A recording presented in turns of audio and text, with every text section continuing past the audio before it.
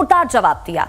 अशोक चौधरी ने social media platform x पर post कर कहा है कि आरोप लगाना आसान है, लेकिन उन्हें सही साबित करना अलग बात है। उन्होंने कहा कि जनता की अदालत उनका फैसला करेगी और वो जनता के हर फैसले को सम्मान देंगे।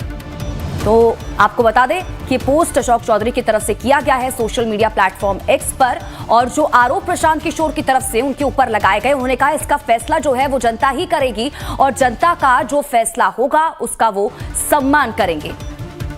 तो ये बड़ी खबर।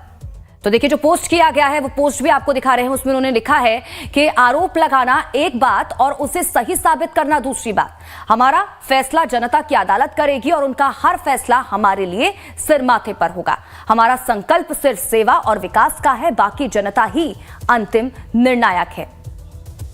अमित सिंह ज्यादा जानकारी के साथ हमारे संवाददाता इसी खबर पर जुड़ चुके हैं। सीधा रुख उनका करेंगे, जानकारी लेंगे क्या कुछ अपडेट है उनके पास। अमित, क्या जानकारी? देखिए, सबसे पहले तो हम लगातार इसको लेकर बात कर रहे थे कि आज जब प्रशांत किशोर प्रेस कॉन्फ्रेंस करेंगे तो कौन कौन से नेता मंत्री उनके निशाने पर रहेंगे। जब उन्होंने प्रेस कॉन्फ्रेंस की आज प्रशांत किशोर ने, तो ना सिर्फ अपने ऊपर लगाए गए जो आरोप है उनको वो खारिज करते हुए नजर आए, बल्कि उन्होंने ये भी ब्यौरा दिया कि देखिए, हमारी पार्टी का या मेरा एक भी पैसा कोई भी भ्रष्टाचार से नहीं आया हुआ है। दूसरी तरफ वही आरोप जो एनडीए के नेताओं के ऊपर वो लगा रहे थे, उनको फिर से वो दोहराते हुए नजर आए।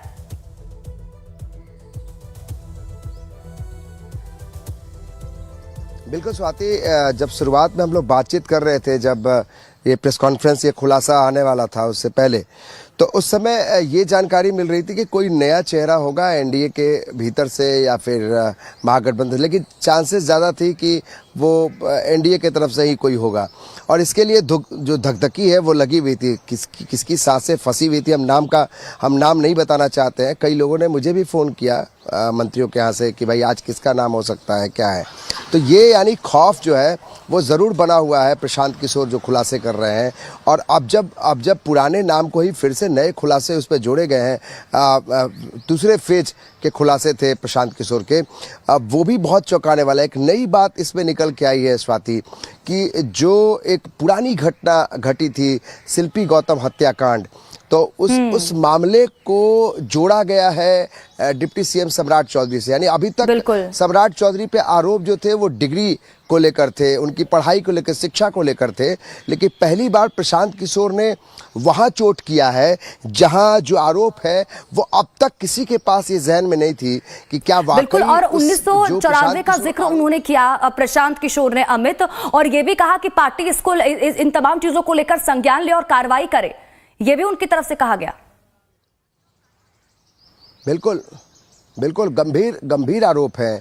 और आरोप के बाद ये भी कहा गया, आरोप लगाने के बाद प्रशांत किशोर ने भी कहा कि या तो स्थिति जो है वो डिप्टी सीएम सम्राट चौधरी स्पष्ट करें, और नहीं तो फिर वो इन्हें बर्खास्त किया जाए। वो बिहार सरकार से लेकर केंद्र सरकार से भी अपील कर रहे हैं प्रशांत किशोर कि इन्हें गिरफ्तार तक करने की बात कही जा रही है। तो आप समझिए, प्रशांत किशोर ने यह तय कर लिया है कि बिहार में चुनाव में जाना अगले 5 से 7 दिनों के अंदर तारीखों का ऐलान होना है। तो जनता के बीच में भ्रष्टाचार के मुद्दे को लेकर जाना है। आप देखिए, तमाम पार्टियां हैं स्वाति, चाहे वो राहुल गांधी हो कांग्रेस से, तेजस्वी यादव हो, या फिर बीजेपी हो, जेडी हो, इन सबके बीच में प्रशांत किशोर ने अपनी मौजूदगी तय कर दी है। और ये भी दिखाना चाहते हैं कि जनता के बीच में जो भ्रष्टाचार सबसे बड़ा मुद्दा है, जिसको लेकर मुख्यमंत्री नीतीश कुमार हमेशा से उनकी यूएसपी रही, सुशासन की बात करते रहे, यूएसपी रही CCC की, यानी क्राइम, कम्युनलिज्म और करप्शन। इन तीनों चीजों से वो हमेशा नीतीश कुमार ने दूरी बना के रखी। और वही नीतीश कुमार की पार्टी और उनके सहयोगी दलों में अगर इस तरीके के गंभीर आरोप लगाए जा रहे हैं तो वाकई ये चिंता का विषय है। और देखिए, जिस तरीके से मानहानि का केस अशोक चौधरी की तरफ से किया गया, मंत्री अशोक चौधरी की तरफ से, उसके बाद इधर से भी जवाब दे दिया गया। अब यहां तक कह दिया प्रशांत किशोर ने कि अगर एक हफ्ते के भीतर अशोक चौधरी अपना जो मानहानि का जो नोटिस है वो लीगल नोटिस वापस नहीं लेंगे तो फिर 500 करोड़ का मानहानि का केस करेंगे। तो आप देखिए किस तरीके से प्रशांत किशोर फ्रंट फुट पे आके खड़े हैं। सम्राट चौधरी सबसे बड़े नेता बीजेपी में बिहार इकाई में, सुशील मोदी मोदी के बाद सबसे बड़ा चेहरा के तौर पे देखा जा रहा है बिहार में, जो काफी एक कुशवाहा समाज से है, अति पिछड़ा समाज से है। जाहिर है कि उन पर चोट किया जा रहा है। दिलीप जायसवाल जो है प्रदेश अध्यक्ष है बीजेपी के, उन पर चोट किया जा रहा है। फिर अशोक चौधरी और नीतीश कुमार के राइट और लेफ्ट बैठते हैं, उन पर चोट किया जाए। तो प्रशांत किशोर ने तय कर लिया है कि बिहार की जनता के बीच में वो भ्रष्टाचार के मुद्दे को लेकर जाएंगे और इसलिए एक बड़ा खुलासा या आरोप लगा रहे हैं और जनता के बीच में ये भी मैसेज दे रहे हैं कि भाई जिन पर आरोप लग रहा है वो खुद आकर सामने आकर इस पर सफाई दे। तो कहीं ना कहीं बीजेपी एनडीए के लिए बड़ी चिंता का विषय है कि आप जब चुनाव में जाने वाले हैं उसके ठीक पहले इस तरीके के खुलासे, इस तरह के आरोप आपके दामन पर लग रहे हैं, तो क्या वाकई आप इसको क्लियर करना चाहेंगे, साफ करना चाहेंगे, बेदाग बनकर आप जनता के बीच में जाएंगे? तो कहीं ना कहीं परसेप्शन पर असर पड़ता है स्वाति। अगर ये चीजें जनता के बीच में अगर ये कैद हो गई है बातें, ये भी समझाइए, क्योंकि यहाँ पर आप परसेप्शन की बात करते हुए नजर आ रहे हैं। इससे पहले हम